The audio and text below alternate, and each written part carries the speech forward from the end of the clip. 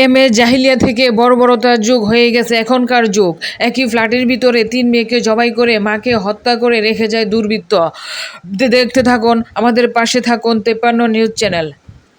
২৫শে জুন বৃহস্পতিবার দুপুর ২টা থেকে ২টা ৩০ মিনিটের ভিতরে লক্ষ্মীপুর রায়পুর পৌর শহরের ধানকাটা সংলগ্ন নদীর পাশে এলাকায় এই ঘটনা ঘটেছে। নিহত ব্যক্তিরা হলেন শাহিনুর বেগম ও তার ২ মেয়ে সাইমা বেগম ও পর্যায়ক্রমে তদন্ত সূত্রে জানা গেছে তাদের বাড়ি কুমিল্লা রায়পুর। তারা একটি ফ্ল্যাট বাসায় ভাড়া থাকতো। ৩০ বছরের একটি যুবক দুপুরের দিকে এসে ধারালো ছুরি নিয়ে দুর্বৃত্ত তাদের উপরে ঝাঁপিয়ে পড়ে।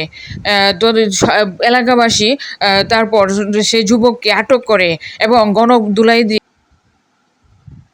আবার ঘরের দিকে তাকাইছে আর দেখতাছে রে। তখন আমি হেরে বলছি তুমি কে? তখন হে বলছে আমি এগো কল নাল করতাম আইছি। তো এটা কইছে আর আমি তো যখন এটা কল নাল করতাম আইছি তখন আমার টার্গেট হে তখন বাইরে তার হাতে একটু ফ্যান দেখছি হাতে। তখন এমনি হেকে সিগারেট আটকে ফেলাইছে। আটকে ফেলানোর আমি বাইরে দিয়ে আটকে ফেলাইছি।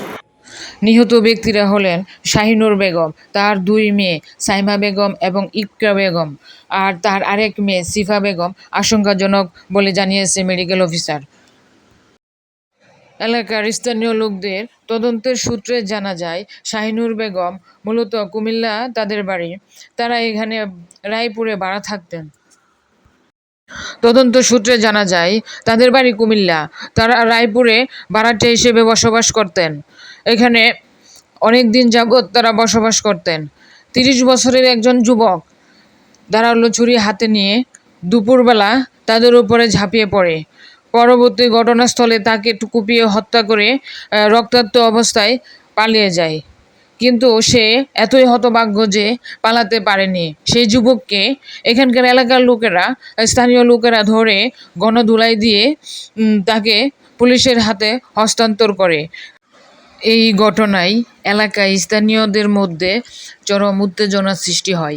পুলিশ ঘটনাস্থল থেকে আলামত সংগ্রহ করে তদন্ত শুরু করেছে। স্থানীয় সূত্রে এলাকায় প্রায় ৩০ বছরের ব্যক্তি ধারালো ছুরি হাতে নিয়ে একটি পরিবারের উপর অতর্কিত হামলা চালায়। এতে ৩ বোন ও তাদের মা গুরুতর আহত হয়। রায়পুর উপজেলা স্বাস্থ্য কমপ্লেক্স আবাসিক মেডিকেল কর্মকর্তা মামুনুর রশিদ পলাশ জানায় যে হাসপাতালের মেডিকেলে আনার আগেই ২ বোন মৃত্যুবরণ করেন। চিকিৎসাধীন তার মা শাহিনুর বেগম মারা যান। তার আরেক মেয়ের অবস্থা আশঙ্কাজনক। শরীরের বিভিন্ন আঘাতের চিহ্ন রয়েছে। তাদের গলাতে বিভিন্ন ধরনের জখম রয়েছে। স্থানীয় লোকদের হামলাকারীকে আটক করে গণধুলাই দিয়ে কিন্তু দেখা গেছে যে এখানে ৩টা মেয়ে একটা মা নিয়ে ভাড়া থাকে। এখানে এই ৩টা মেয়ে নিয়ে আছে। এখন এই যে লোকটার সাথে কি দাদা দ্বন্দ্ব ছিল জানি না, কিন্তু সে ঘরের ভিতরে ঢুকি তাদেরকে কোবান শুরু করছে। ৩টা অলরেডি মারা গেছে, একটা ঢাকা নামার পথে মারা গেছে। এই আমি শুনছি, আমি আইসা দেখি আমার দোকান থেকে দেখি যে রক্ত মাখা একটা মেয়েকে এইভাবে কুলো করে নিয়ে আসতেছে। তো আমি সেই সাথে সাথে আইসা শুনি কি এখানে আনসারে শুনি যে মারা গেছে। যে ৩জন দেখছি, একজন মেডিকেলে নেওয়ার পথে মারা গেছে। এইটাই জানছি। আমি শুনছি যে এরা বলে ভাইরের ভাড়া থাকে এখানে। ওটা শুনে আর কি আমরা এখানে আসছি। আমাদের ছাত্রী ছিল তো, ওইটার জন্য খুব ভালো ছিল ওরা, খুব স্টুডেন্ট। আমি দোকানে ছিলাম, পরে আমার বাসা থেকে বলছে যে এখানে একজন মানুষের মারতে আছে, তুই তাড়াতাড়ি আয়। পরে আমি আইসে দেখছি যে ওর আম্মু আর ওর বন্ধু যে বড় দুইজন রে ওরা নিয়ে যাইতেছে। পরে আমি ওদের বাসায় ঢুকছিলাম আর দেখছিলাম ছোট মেয়েটারে। পরে আমি আরেকজনে ওই ছোট মেয়েটারে উঠে নিছি। পরে আমি আমাদের ছাদে গেছিলাম আর দেখছি যে ডাকাই ওই চিপাই ছিল। পরে ওরে এই দিক দিয়ে নামাই এই জায়গায় মারছে। ওরে নামানো হয়েছে অনেকজন ওই এই এটা দিয়ে উঠে তারপর ওই নাস্তা খাই না, কেক খাইছি শুধু। তো পরে দোকানে যদি কেউ আসে ওনাকে বসাই নাস্তা খাই আসি। মায়ের সাথে এই কথা হলো সিফাতে সর্বশেষ কথা। বাবা তুমি খেয়েছ? বুক ফাটা কান্না।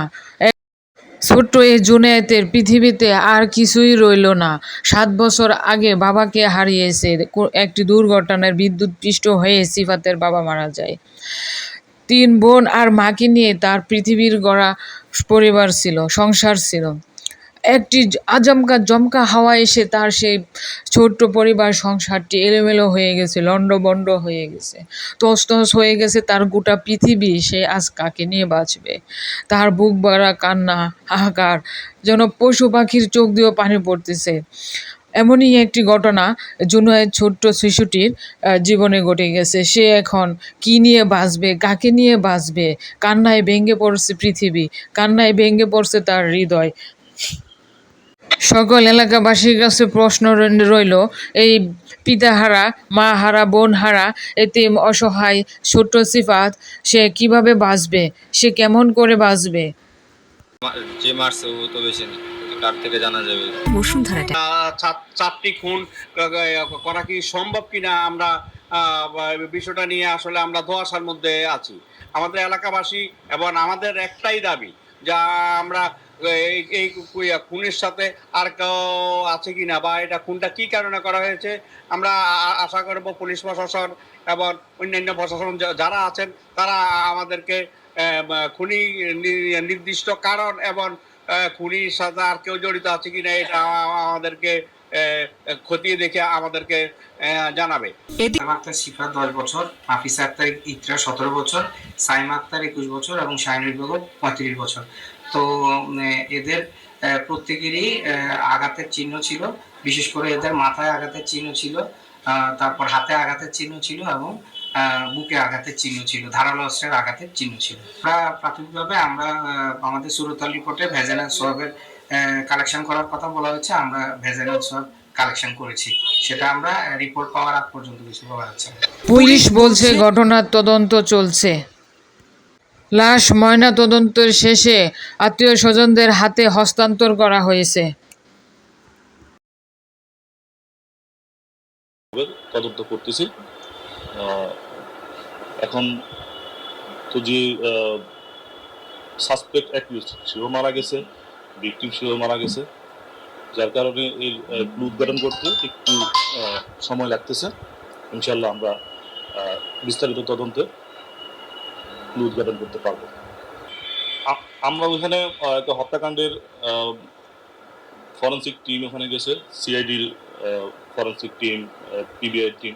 তো সেখান থেকে আমরা আলামত হিসেবে একটা শ্রেণী কাটা পুতা জব্দ করেছি এবং শ্রেণীর বাটটা আরেক জায়গা থেকে জব্দ করেছে, রক্ত মাখা কাটা চুল ওখানে ছিল। তো ক্রাইম সিন দেখে এবং সার্বিক বিবেচনায় আপাতত আমাদের কাছে এই ধরনের কোনো পরিলক্ষিত হয় নাই যে ও একা ডাকাতি করতে গেছে ওখানে। 18 বছরের সকাল 10:30 11টা বাজে আমরা রান্না বান্না করতে আসি। আমি ওই রুমও বসি সিমের বিচি সিলতে আছি। ওই যে হেদিকে ওই যে আমাদের পাকঘর এখানে কিছুক্ষণ পরে আমার ছেলের বউ আমার দরজায় ফ্যান বন্ধ করে কামু ওইদিকে কে কান্দে আরে আবার কান্দে কই হরে দে এ আবার ঘুমো ছিল সেই রুম এই হেতাকে সিট করে শুনি এই উঠে গেছে হেদিকে দি রুম, কিন্তু বাইরেও যায় না হেদিকে দি। তাই আবার আমার এই ফ্যান সাইড দিকে এর মোবাইলও কাম না করে। তো আবারও এই শুনতেছে, আবারও কান্না করতে আছে। মানে এমন উঠে আমারও কাছে কামু হেদিকে জানি কে কান্দে। তো এটা বলছে আরে আমি সেরকম জানছি শুনি না, আমি জানালা দিয়ে যাই